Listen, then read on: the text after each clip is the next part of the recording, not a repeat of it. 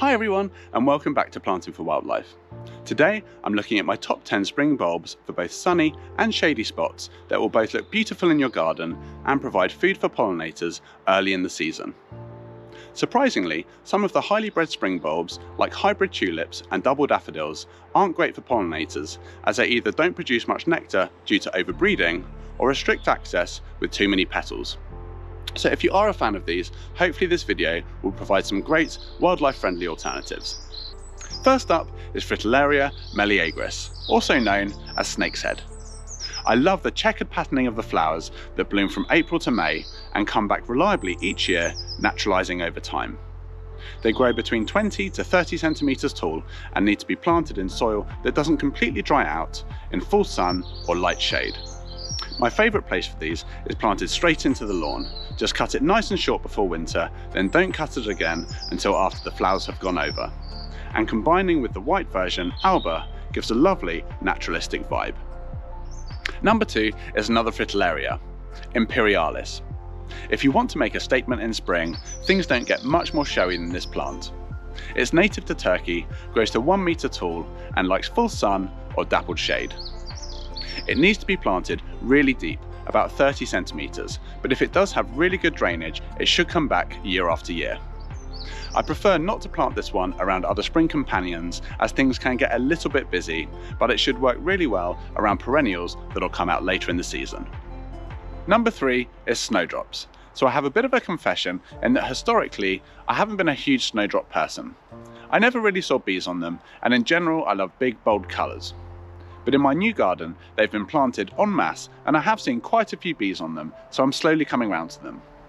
They're best planted in partial shade under deciduous trees so they get the light before the trees come into leaf. Number 4 is crocus, great for providing food for pollinators early in the season when very little else is out in flower. I love the variety of colours, and there's nothing more pleasing than seeing a bee rolling around in crocus absolutely covered in pollen. Bumblebees also use them for shelter overnight, so when the petals close, it creates a nice little cocoon away from the rain. Larger varieties, like ruby giant or yellow mammoth, should work well for this. They're great in lawns, beds or pots, so there's no excuse not to have some crocus. Number 5 is species tulips. Unlike the hybrids, these will come back reliably each year and naturalise over time.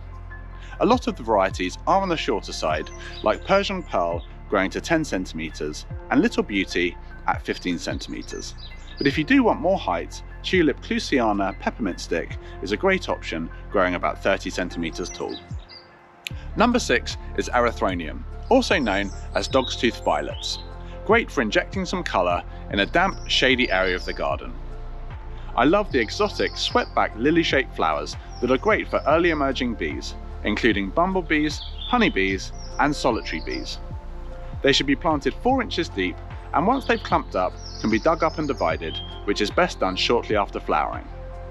Number 7 is wood anemone, which actually grows from rhizomes rather than bulbs and is thought to be pollinated by hoverflies. Being native to British woodlands, it likes damp, partial shaded conditions, perfect for planting under deciduous trees. The rhizomes should be planted 3 inches deep, spaced 4 inches apart, and will spread underground, forming a colony over time. Number 8 is Alliums. They're perfect companion plants that come back really well each year and add nice height at a time when perennials are still emerging. They're always humming with bees and repel pests away too, particularly helpful if you also have roses in your garden. 3 of my favourites are drumstick alliums, purple sensation and ambassador. I have a separate video on alliums, so feel free to check that out.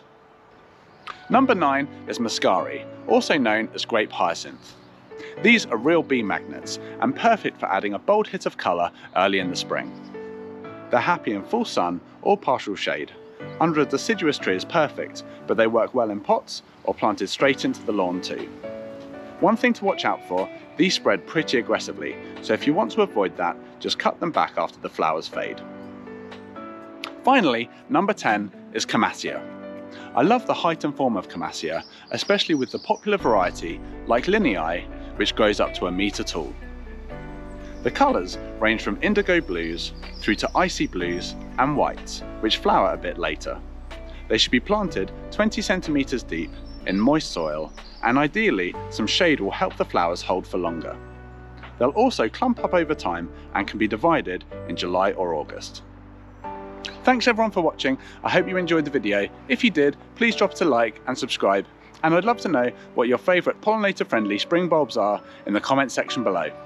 Until next time, enjoy the wildlife in your garden.